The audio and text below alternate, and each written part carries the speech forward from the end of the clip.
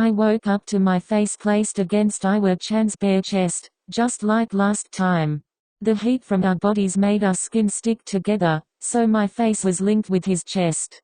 I turned a bright shade of red and my heart raced like I was falling from the sky. I really didn't want this moment to disappear, so I lay there, with my head against his beating chest. The sound of his heartbeat was like a metronome or the ticking of a clock. Before I knew it, I'd fallen back to sleep. It wasn't until I felt movement beside me that I woke. Iwa-chan had just woken, stirring the bed. I jumped back again, apologizing when I realized I was still against his chest. He wrapped an arm around me, holding me from the edge. I probably would have almost fallen like I did last time if it weren't for his quick reflexes. He held me close to him, with our bodies connected. "Why are you apologizing?" he asked softly, looking me directly in the eye. I froze a while before I was able to form a response. I keep getting too close to you. It's not intentional, it's just. I was interrupted by Iwa-chan before I could finish my sentence. "It's fine," he assured with a slightly raised voice. "I don't mind it actually. I sort of find it easier to fall asleep." He spoke slightly, tilting his head in the opposite direction. I could feel my cheeks turn a fiery red. The redness only deepened when he pulled me closer to him. I felt like I was lost in a dream. Could he actually really be fine with it? It seemed too good to be true. I was lost in a daze for quite some time, cause when I came to I realized Iwa-chan was missing. I heard noises in the bathroom, so I assumed he was getting ready for the day. I sat on the bed waiting my turn, still flustered. When it was my turn, I brushed my teeth and washed my face. I didn't have anything planned today, like usual. It's Iwa-chan that comes up with ideas for the way we spend our day. I felt a little guilty for having to rely on him, but if I was ever left in charge, no one would be having fun. Iwa-chan and I went out and got breakfast today. Iwa-chan couldn't decide what to make, so we went to the food hall. We just got a couple biscuits and coffee. Today was really nice with the blue sky stretching as far as the eye can see, and the gentle sun warming the gusts of wind. When we returned to the cabin, I grabbed a book and headed outside, finally reading outdoors like I planned early on during this trip. I sat on the hill Iwa-chan and I slept on our first day here. It looked and felt just as comfortable. The hill was shaded by a few slim trees, letting beams of sunlight shine through.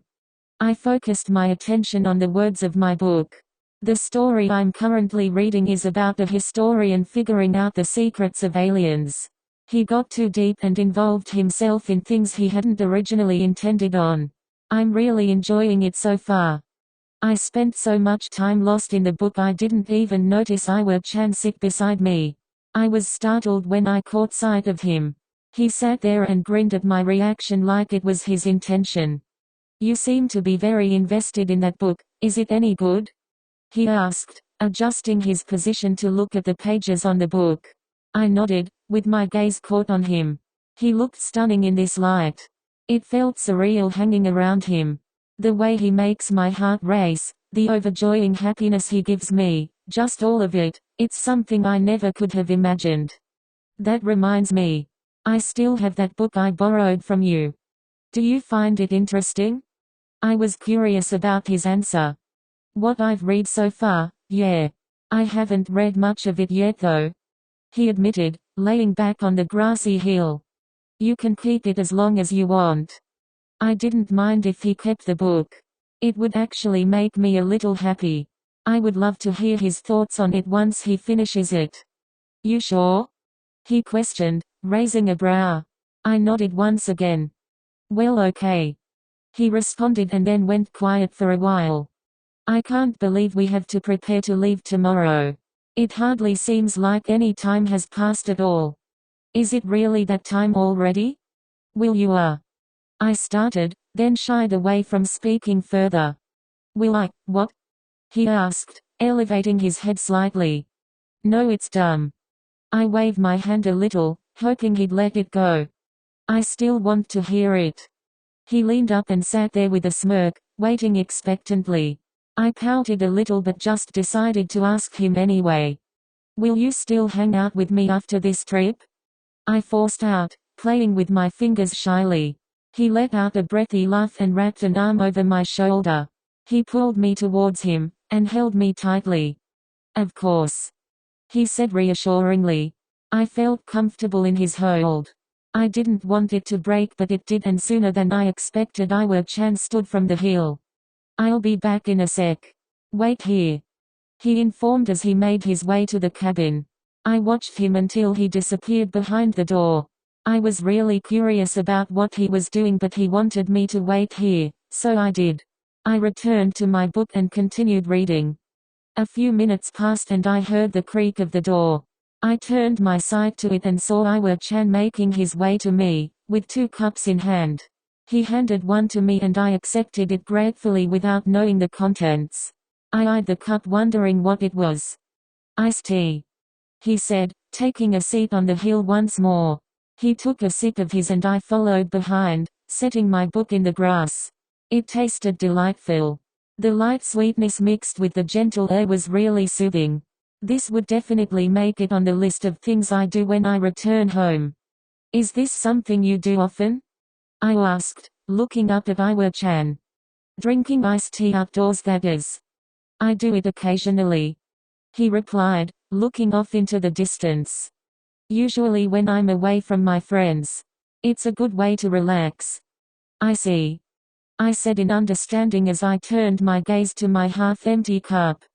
What do you usually do to relax? He asked, now looking my way. Read usually. I occasionally take walks around my neighborhood too. There's this one place I like to visit from time to time. Have you ever been to that old red bridge a few miles from the school? Me and my mother passed it a couple of times. I never spent any time there though. Take me there sometime, he said, giving me a bright smile. A shy one grew on my face and I nodded happily. Hey, are you taking part in the final event? Yeah. If you do, then let's go. It's almost time. He stood up and extended a hand to me. I gladly accepted it. Come to think of it, I have no idea what the last event is. You're right. Hopefully it's something fun. I don't want to head home on a sour note. Not that I could though. This has been an amazing week, he continued, looking directly my way. I was mentally blushing, probably physically too. We reached the center of the park amongst many other students. I guess a lot of them were interested in taking part in the final event, since more turned up than last time.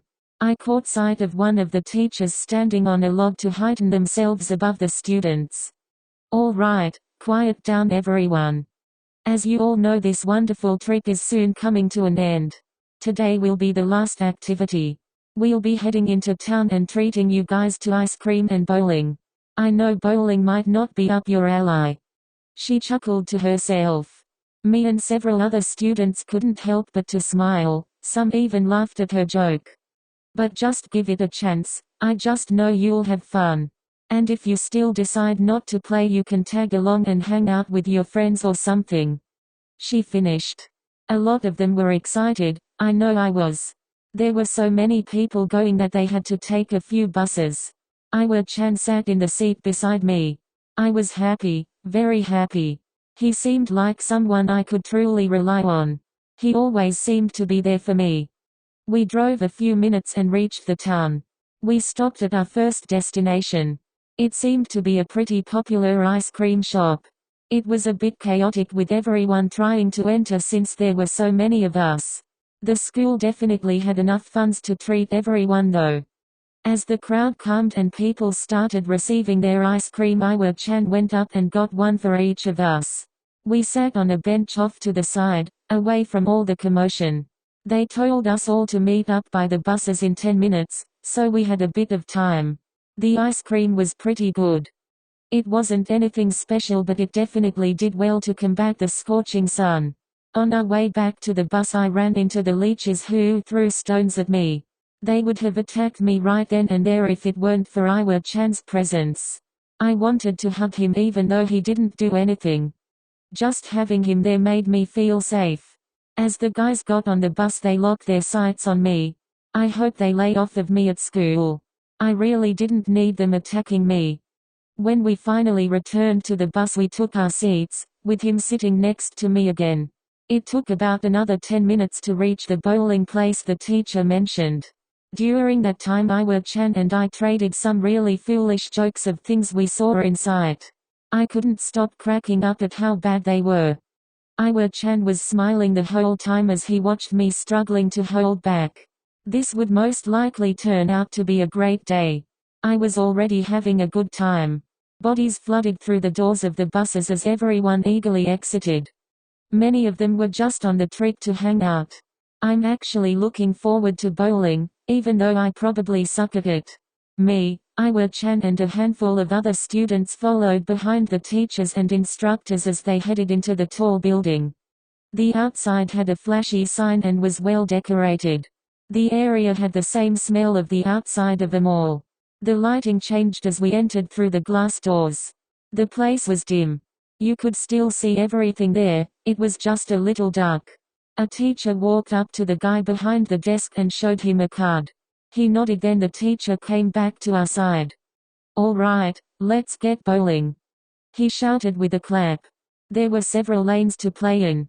I noticed only a few people besides us were there. Iwa-chan stuck close as we followed one of the teachers to a lane. It evened up to about 5 people per lane. I spotted Shokei and his friends across the room. They were already in a game. I watched them a little, while a teacher prepared a game for us. He went first, knocking over 7 pins. He seemed to be pretty excited. On his second shot he managed to knock over another pin, leaving 2 behind. Next up was some blonde boy. He knocked over 6 with his first ball. The second he managed to pull off a spare. Iwa-chan went next. He got 6 as well. He only managed to hit another 3, leaving 1 behind. He was currently in second. A brunette girl named Haley was up next. I only know her name by overhearing an earlier conversation. In total she knocked over 6 pins, placing her in last. It was finally my turn. I grabbed a ball from the dispenser and made my way to the lane. I readied myself, then threw the ball. To no one's surprise it swerved right into the gutters. Haley and the blonde guy giggled at my awful shot. Iwa-chan looked a little concerned but also a little amused. I didn't take offense to any of it since it's exactly how I imagined it. I got another ball and took another shot. Same thing, the ball ate the gutter. Have you never gone bowling before? I shook my head. This is my first time. Sorry, I don't know much about this, I said, looking down in guilt. At least now I won't be the one in last. The next round began and the teacher scored another 8. The blonde boy got 8. Iwa-chan got a strike, and Haley got 7. Once again it was my turn to throw. I sighed as I carried my ball to the lane. I really wanted to compete with the others, so I tried my best to focus. It seemed to be working quite well, that is until I felt a presence at my side. I glanced up to spot Iwa-chan next to me. "Here," he said as he bent over me, sliding his hands to mine. I unintentionally whimpered at the tingles crawling up my arms. He slid his chin over my shoulder and he tightened my stance. He used his knees to adjust mine, pushing them out a little. He guided my hand as I made the toss. I almost jumped with joy when I saw that I scored a 9. I felt like hugging Iwa-chan, but I contained myself. He stood there smiling at my reaction. "That isn't fair. Now, we're only playing for fun, there's no need to get so intense. Can you help me for my next run?" she asked Iwa-chan, giving him a little pout. I couldn't help but feel a little jealous. "You seem to be capable on your own," he replied, giving her an apologetic look. She didn't know how to take it. She was happy for the compliment, but upset that he wasn't going to help her. To be honest, it was a relief to me. I took my last toss on my own and missed the last pin. That was to be expected though. It didn't go in the gutter this time at least. The teacher got a strike on the next turn. He cheered rowdily. We all found it humorous though. His comical banter throughout the whole game made it more fun. The blonde boy got 9, Iwa-chan also got 9, and Haley got 8. It was my turn again. I tried to mimic my stance from the last run so that I could knock over at least one pin. I tossed the ball and watched it closely as it rolled down the lane. And just as I hoped, I knocked over one pin. I was satisfied. I couldn't help but to smile in joy. I got another ball and took another go. This one went right into the gutters. Drats! I muttered under my breath. Overall, I was still pleased that I knocked over a pin. I'm guessing it showed, 'cause Haley and the blonde boy were giving me a strange look. The game pretty much continued like that. It ended with the teacher taking the cake. Iwa-chan and the blonde boy were tied for second, and Haley came behind them. Of course I took the place of last. I had fun though. I know I handled it better than Haley would've, so it was probably for the best. Things started getting a little noisy in the building as more students flowed in. They were probably getting bored outside and wanted to take part in the activities.